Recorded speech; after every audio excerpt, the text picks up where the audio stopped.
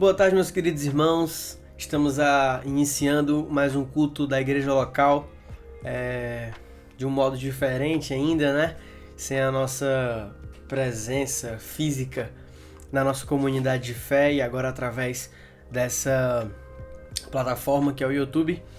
Mas, enfim, não deixamos de ser igreja, permanecemos na fé em Cristo, mesmo distantes. Mas não espero o dia ansiosamente para encontrar novamente meus irmãos na igreja e comungar, né, com a nossa amizade. Mas enfim, vamos iniciar o culto orando, depois vamos cantar uma canção e depois a gente vai ouvir a palavra de Deus, tá? Vamos orar então. Senhor, muito obrigado, Pai, por mais um dia que estamos aqui, que acordamos e o Senhor nos deu a oportunidade de mostrar o Teu Evangelho através da nossa vida. Jesus, somos gratos, Pai, pela Tua graça em nossa vida, somos gratos pelo YouTube, essa ferramenta que temos usado para propagar o Teu Evangelho, Deus. Obrigado, Jesus, por tudo que o Senhor tem feito e ainda vai fazer na nossa vida. Continua o Teu plano redentor, que a gente possa entender cada vez mais um pouco do Teu senhorio, do Teu plano redentivo para nossas vidas. Vem nos guiar, Pai, conforme a Tua luz e nos permaneça sempre na rocha que é o Teu Filho amado. Em nome de Jesus, Pai. Amém. Amém, gente. Vamos cantar uma canção agora e depois a gente vai ouvir a palavra de Deus. Todas as lutas, tribulações, em todas as situações, creio que Tu és minha força, minha herança, Tu és o meu refúgio. Creio que Tu és o caminho, verdade, vida.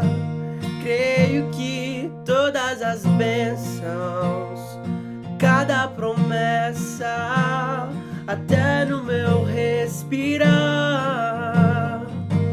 creio que Tu me sustentas, Tu me proteges, Tu és o meu amor.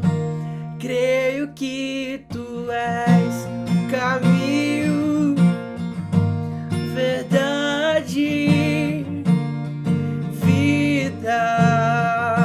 Eu creio que Tu és o caminho, verdade, vida. Creio que Tu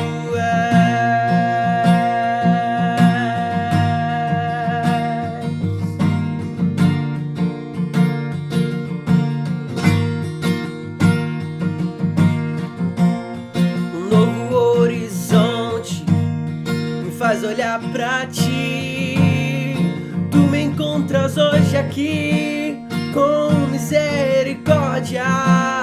Eu não tenho que temer meus medos e incertezas, porque eles não resistem à Tua presença. Um novo horizonte me faz olhar pra Ti. Tu me encontras hoje aqui em misericórdia. Não tenho que temer meus medos e incertezas, porque eles não resistem. Creio que Tu és o caminho, verdade, vida. Creio que Tu és o caminho, verdade, vida. Creio que Tu és caminho, verdade, vida. Creio que Tu és. Amém, meus irmãos. Vamos ficar agora com a continuação da nossa série de sermões em Marcos. A palavra vai ser dada pelo nosso pastor F.P. Silva. Fiquem todos com a paz de Deus. Tenham uma ótima semana e que Deus abençoe a vida de vocês. Fala pessoal, seja bem-vindo a mais uma transmissão dominical da Local. Rimou até, né? Vamos continuar hoje com a nossa série de sermões no Evangelho de Marcos. Temos nos aventurado aí nos últimos meses nessa série e vamos dar continuidade hoje, no dia de hoje. Nós vamos fazer a exposição hoje do capítulo 3, dos versículos 20 ao 30. O texto fala o seguinte: Então Jesus entrou numa casa e novamente reuniu-se ali uma multidão, de modo que ele e os seus discípulos não conseguiam nem comer. Quando seus familiares ouviram falar disso, saíram para trazê-lo à força, pois diziam: ele está fora de si. E os mestres da lei que haviam descido de Jerusalém diziam: ele está com Belzebu, pelo príncipe dos demônios é que ele expulsa demônios. Então Jesus os chamou e lhes falou por parábolas: Como pode Satanás expulsar Satanás? Se o reino estiver dividido contra si mesmo, não poderá subsistir. Se uma casa estiver dividida contra si mesma, também não poderá subsistir. E se Satanás se opuser a si mesmo e estiver dividido, não poderá subsistir. Chegou o seu fim. De fato, ninguém pode entrar na casa do homem forte e levar dali os seus bens sem que antes o amarre. Só então poderá roubar a casa dele. Eu asseguro que todos os pecados e blasfêmias dos homens lhes serão perdoados, mas quem blasfemar contra o Espírito Santo nunca terá perdão. É culpado de pecado eterno. Jesus falou isso porque eles estavam dizendo: ele está com um espírito imundo. O texto inicia falando, gente, que então Jesus entrou numa casa e novamente reuniu-se ali uma multidão, de modo que ele e os seus discípulos não conseguiam nem comer. No episódio anterior, nós vimos que Jesus ele subiu ao monte e ali ele escolheu os 12 apóstolos. Então, Jesus ele desce do monte ali com os apóstolos já escolhidos. E nós fazemos essa distinção aí entre o discípulo e o apóstolo pela característica do que eles exercem em determinados tempos, né? O discípulo ele caminha com Jesus e vê todos os seus feitos.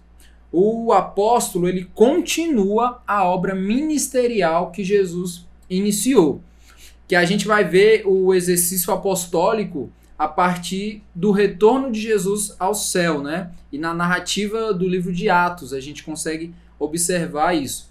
Então, quando Jesus ele desceu do monte com os discípulos, eles entraram em uma casa e aí começa a chegar uma grande multidão.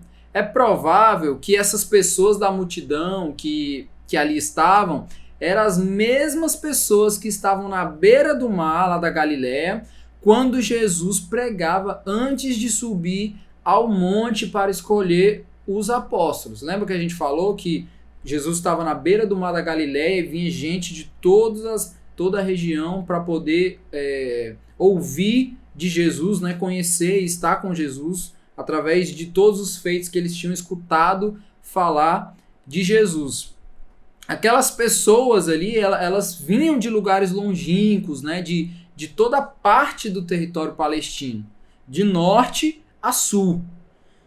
Né? E elas estavam realmente interessadas por estar perto de Jesus e provar dos seus feitos. Então, no período que Jesus subiu ao monte, é provável que essa multidão ela não tenha se dispersado. E sim teriam ficado ali, né, esperando Jesus descer do monte. A situação, então, aqui é que Jesus e os seus discípulos eles estão tentando fazer uma refeição ali naquela casa. Mas era tanta gente que estava ali naquela casa que se tornou difícil. A pressa sempre é uma característica de quem quer alcançar algo. Quando nós queremos alcançar alguma coisa que está nos nossos sonhos, nos desejos que planejamos, sempre queremos que aquilo aconteça imediatamente. Isso é verdade. E a gente acaba não analisando as situações, os nossos processos e os processos das pessoas envolvidas naquilo, para que o mais rápido possível ali, aquilo que a gente deseja, aquilo que a gente sonha, possa se realizar. Acontece assim com a gente. Então, olhando aqui a situação, Jesus e os discípulos, eles estão sendo incomodados em um momento importante de refeição.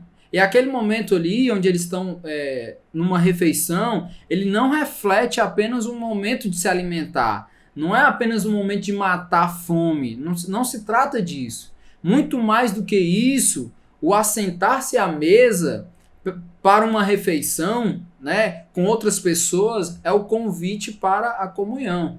É muito mais do que comer. Quando a gente se assenta à mesa, nós não estamos propondo apenas matar a fome, nós estamos propondo comunhão. E era isso que Jesus estava fazendo ali com agora os seus apóstolos, os discípulos que estavam sendo enviados, que tinham sido escolhidos por Jesus lá no monte para continuar a missão de Jesus na terra. Então é provável que Jesus queria ter tempo com eles, queria ter esse tempo de comunhão, porque ele estava direcionando o caminhar daqueles homens.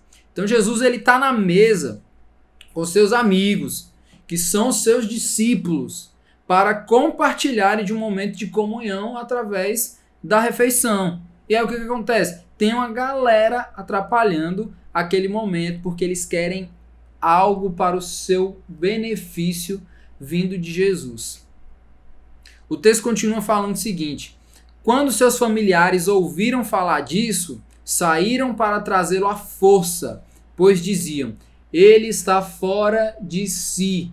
Existem observações aqui preciosas para a gente fazer nessa parte do texto. Primeiro, o que os familiares de Jesus ouviram falar foi, na verdade, tudo aquilo que Jesus andava fazendo, tudo aquilo que Jesus estava desenvolvendo ali na região da Galileia. O que Jesus andava fazendo ali, gente? Ele estava o quê? Contrariando os mestres da lei e os fariseus, apenas sendo quem ele é.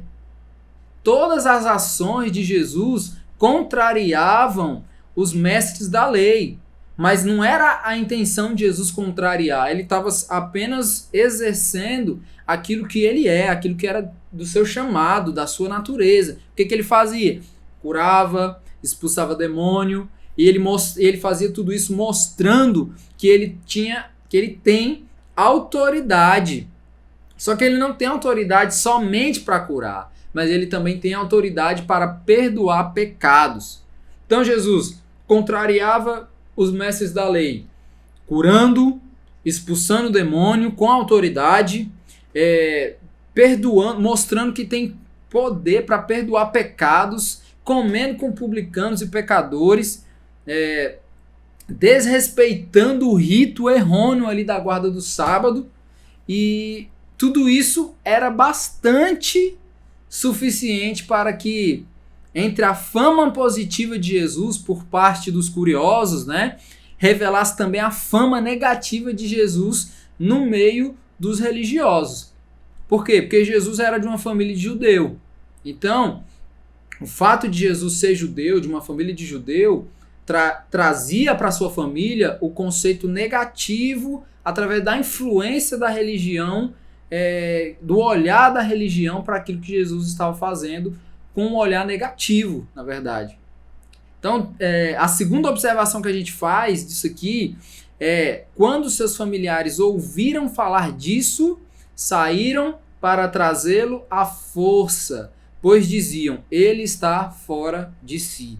Essa expressão que o texto coloca aqui, que João Marcos coloca aqui no texto sobre trazer a força, ele realmente traz uma conotação de força bruta, né? Não é apenas pegar e convidar a se retirar, chamar para sair dali para um lugar. Não, a ideia é a ideia da conotação ali é que eles foram para tirar Jesus ali na força bruta, né? Uma amarração, como se eles fossem amarrar Jesus para sair dali. Assim como se faz com os doentes mentais, né? Que resistem àquilo ali e é preciso tirar com a força bruta. Então a ideia de buscar Jesus ali, da família de Jesus, familiares de Jesus, nessa condição, né, com força bruta, era pelo pensamento que Jesus estava o quê? Doido.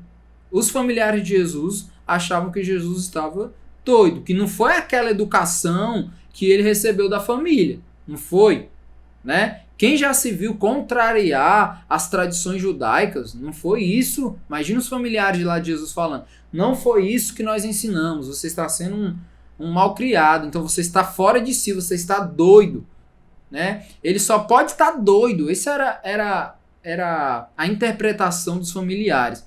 E eles sabiam que Jesus ia resistir àquilo, né? Jesus sabe da sua missão, Jesus sabe por que ele está ali. Talvez no pensamento dos discípulos, eles poderiam estar questionando, né? Poxa, que galera mais inconveniente, atrapalhando o nosso momento aqui, a gente comendo, se relacionando, tendo tempo de comunhão, e essa multidão aqui nos rodeando, querendo sugar algo aqui de Jesus. Poxa, que galera mais inconveniente, né? Esse poderia ser o pensamento dos discípulos. Mas o pensamento de Jesus está na sua própria missão. Jesus tem uma missão. Então ele pode fazer de um momento importante de comunhão e refeição um momento que sim pode ser atrapalhado. Tem problema nisso. Jesus pode muito bem reagir como: a minha comida é fazer a vontade do Pai. A minha família são todos aqueles que fazem a vontade do Pai. Como em outras situações nos evangelhos a gente vê. Aquela situação poderia incomodar os discípulos, mas Jesus, consciente da sua missão, poderia não estar incomodado. Aquele momento de refeição ali poderia muito bem ser interrompido, até porque a comida que importa para Jesus é fazer a vontade do Pai. Essa é a comida que importa para Jesus. E aí o texto continua falando: e os mestres da lei que haviam descido de Jerusalém diziam: ele está com Beelzebu, pelo príncipe dos demônios é que ele expulsa demônios. Os mestres da lei, ou doutores da lei, né? Eles são os escribas. Esses homens, eles são especializados no estudo da lei. Eles decoravam a lei de maneira superior aos demais. Eles tinham talvez mais acesso aos demais e eles tinham muito mais conhecimento da lei, e eles zelavam pela lei, né? Eles usavam dos artifícios aí do seu conhecimento da lei para se colocarem muitas vezes como juízes de situações. Nós conhecemos a lei e nós julgamos situações a partir do conhecimento da lei, a partir daquilo que a lei nos fala. Mas a gente sabe muito bem que os doutores da lei e os fariseus, eles criavam ritos a parte daquilo que a lei ordenava por pura religião.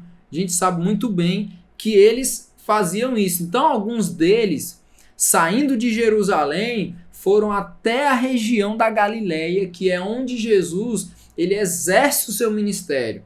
Por quê? Porque a fama de Jesus chegou até eles.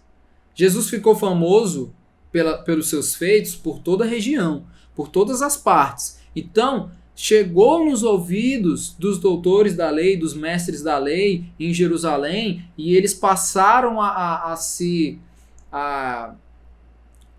procura de Jesus para saber realmente o que era aquilo, né? Então essa fama de Jesus, ela preocupa os mestres da lei.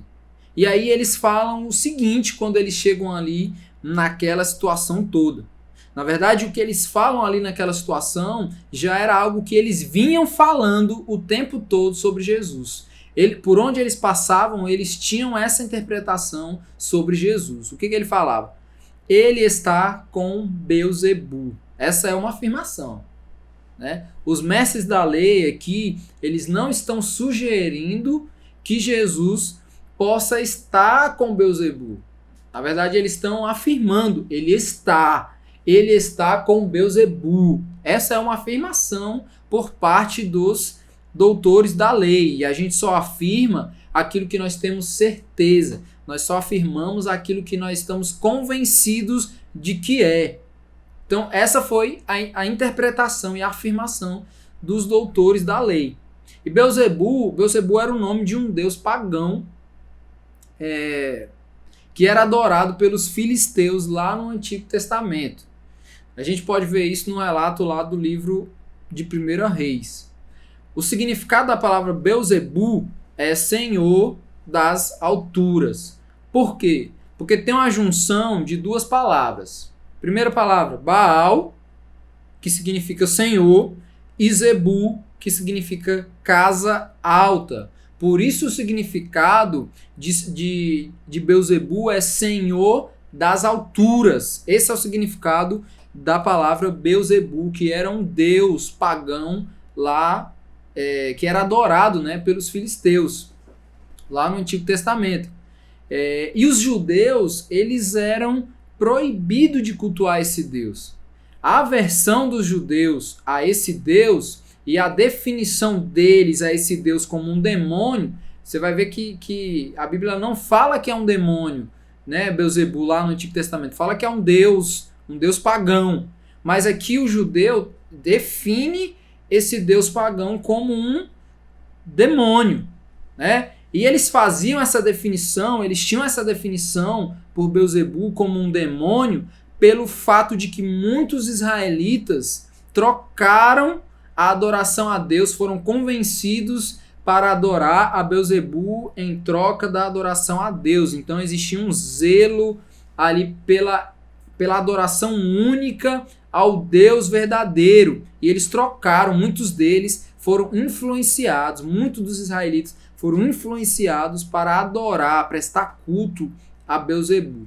Então, quando os mestres da lei eles estão afirmando que Jesus faz o que faz por ser guiado pelo poder de Beelzebul, né, que é o Senhor das alturas, o maioral entre os demônios, eles estão querendo dizer que em nome do grande demônio ele expulsa os demais demônios do povo. Então Jesus expulsava os demônios porque aqueles demônios das pessoas eram demônios pequenos comparados ao grande demônio, que era o Beelzebul, e Jesus ele agia através da autoridade que esse grande demônio dava para ele. Essa era a interpretação dos doutores da lei em relação aos feitos de Jesus. Então Jesus, conhecendo os pensamentos, né, dos mestres da lei e dos fariseus, naquele mesmo contexto ali da casa, onde as pessoas estão ali em busca de obter algo de Jesus, ele os chama e responde ao questionamento por meio de duas reflexões ilustrativas, que nos evangelhos é chamado de parábolas, as famosas parábolas de Jesus, que era a maneira como Jesus explicava e respondia muita coisa. Então Jesus chama os mestres da lei, os fariseus, e conhecendo no pensamento aquilo que eles pensavam sobre Jesus, Jesus agora vai responder através de duas parábolas.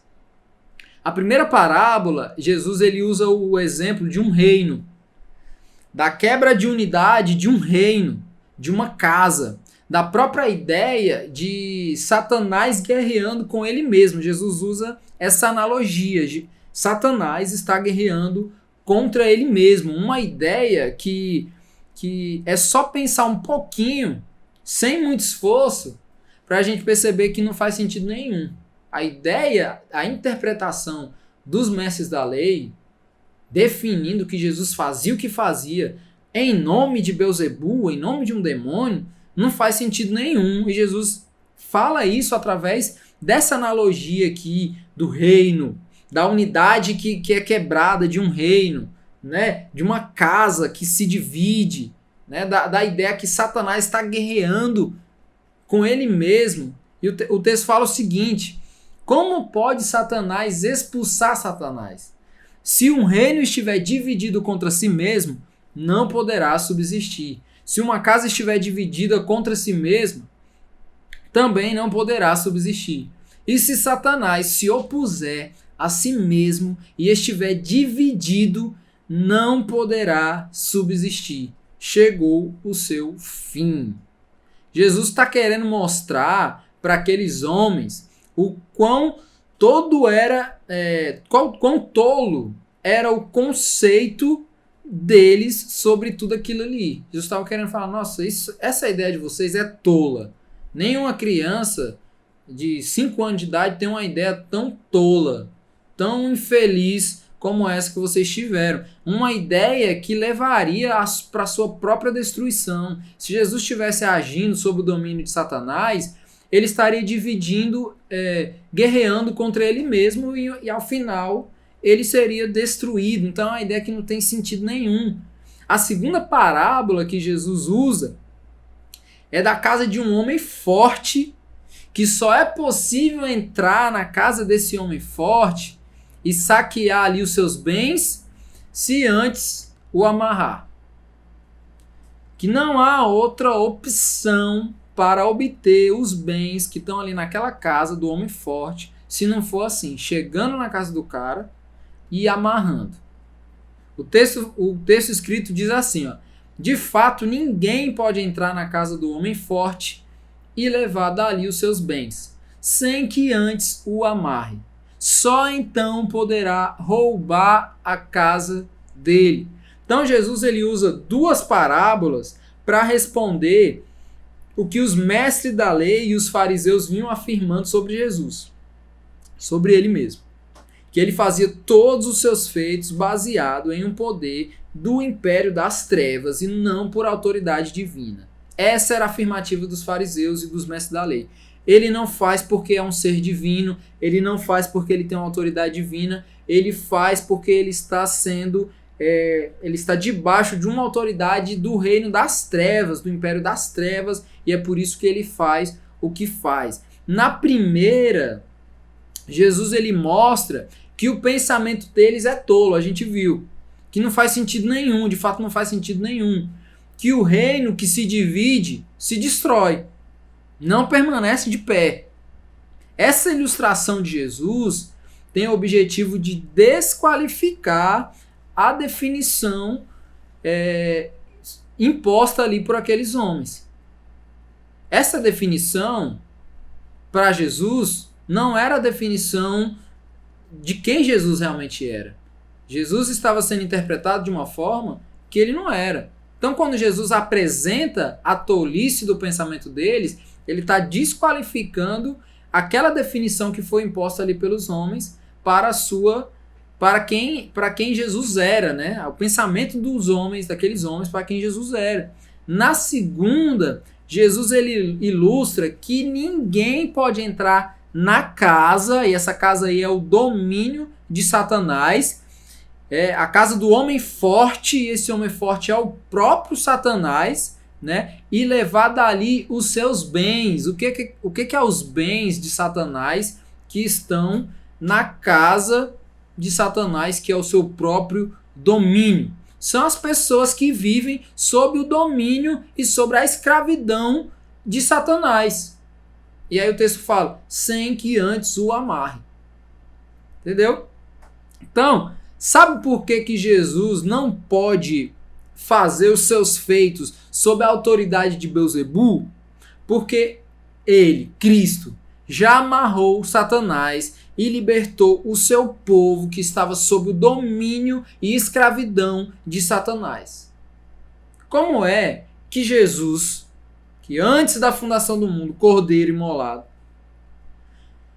antes da fundação do mundo, libertou o seu povo do domínio e da escravidão de Satanás, pode estar sendo usado por Satanás ao ponto de fazer tudo aquilo que fez, sendo que o fim seria a própria destruição. Isso aqui não se trata a resposta de Jesus aqui traz o entendimento de que Jesus está afirmando a sua autoridade, está afirmando a sua superioridade a Satanás. Como? Ele já está amarrado. O valente, o homem forte, já está amarrado. as pessoas, o povo não está mais sob o domínio e sob a escravidão de Satanás. A liberdade cristã trata da obra de Cristo na cruz, amarrando Satanás e nos libertando da escravidão, do pecado que leva à morte. O que Paulo vai falar lá em Gálatas? Foi para a liberdade que Cristo nos libertou. O sentido de liberdade cristã está totalmente ligado à obra de Cristo redentora na cruz para nos livrar, amarrando Satanás, para nos livrar do domínio, da escravidão de Satanás. Na resposta de Jesus para os mestres da lei, para os fariseus, Jesus venceu Satanás. Jesus está mostrando, primeiro, que o pensamento deles era tolo, e segundo, que Jesus já venceu Satanás. Essa era a resposta de Jesus. E essa é o tema da liberdade cristã.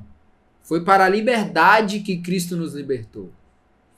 Jesus ele termina ali a sua fala, primeiro mostrando o poder da redenção, né? E depois a consequência de uma falsa definição.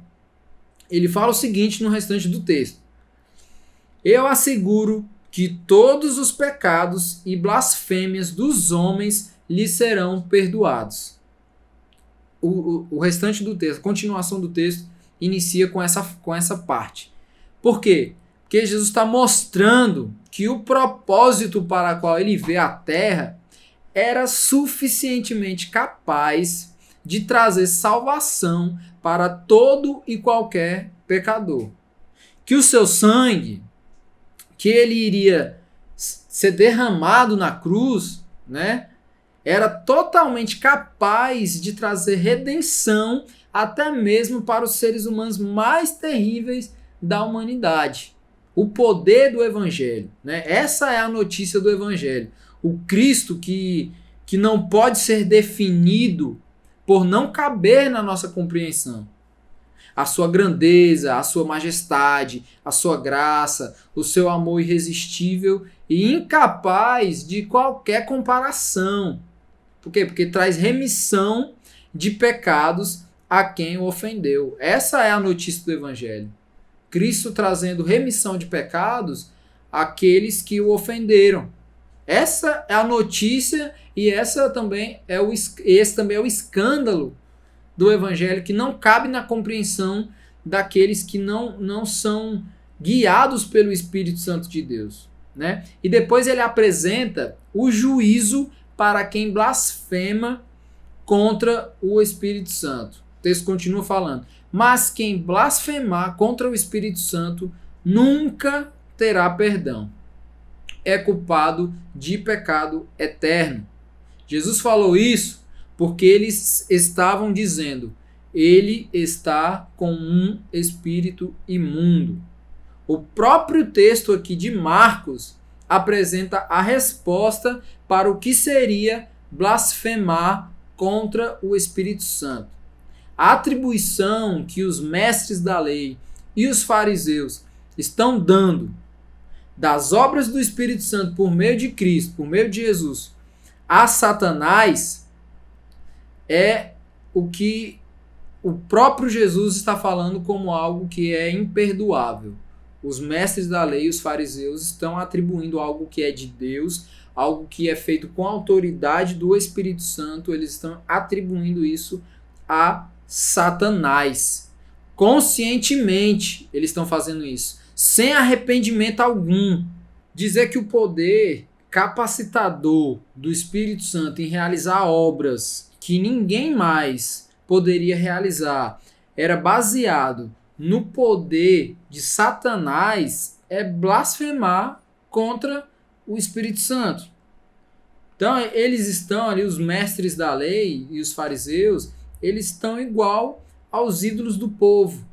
Eles têm olhos para ver, mas não veem. Eles estão vendo, eles estão presenciando. Não é só apenas aquilo que eles estão ouvindo falar, mas eles estão vendo e ainda assim eles estão se opondo às obras de Jesus e associando as obras de Jesus que é por meio do Espírito Santo, com a autoridade do Espírito Santo, eles estão associando a Satanás, né? Os feitos de Jesus, eles estão sendo comprovados por todos que se aproximam. Todas as pessoas que se aproximavam de Jesus estavam comprovando aqueles feitos de Jesus ali. Não dava para dizer que Jesus era um charlatão que estava por ali tentando enganar as pessoas. Não dava para dizer. Estava sendo comprovado. Por quê? Porque as pessoas que estavam sendo curadas eram as pessoas do convívio, era a pessoa que andava na sinagoga, eram pessoas que faziam parte da vida do lugar ali e que eram conhecidas. Não era simplesmente Jesus chegava com um aleijado, ele já trazia o aleijado ali e curava e ninguém sabia quem era. Não, eram pessoas do convívio daquele lugar que o povo conhecia, que as pessoas sabiam que realmente aquilo trazia uma comprovação. Realmente isso aqui foi um milagre, esses demônios aqui foram expulsos de verdade e tudo mais. Isso trazia uma confirmação da autoridade de Jesus. Jesus, ele tem autoridade para fazer tudo o que fez. Ele faz isso com autoridade. Então quem associa as obras eternas e de salvação para o homem, as obras, associa isso a Satanás, está pecando contra o Espírito Santo. É isso que Jesus está falando para aqueles homens. Então, quem que recebe o perdão de Deus? Todo aquele que se arrepende de seus pecados e se encontram lavados pelo sangue de Cristo. Esses recebem o perdão de Deus. São essas pessoas que recebem o perdão de Deus. Por quê? Porque há esperança para o pecador. O Evangelho é uma boa notícia para os que se arrependem.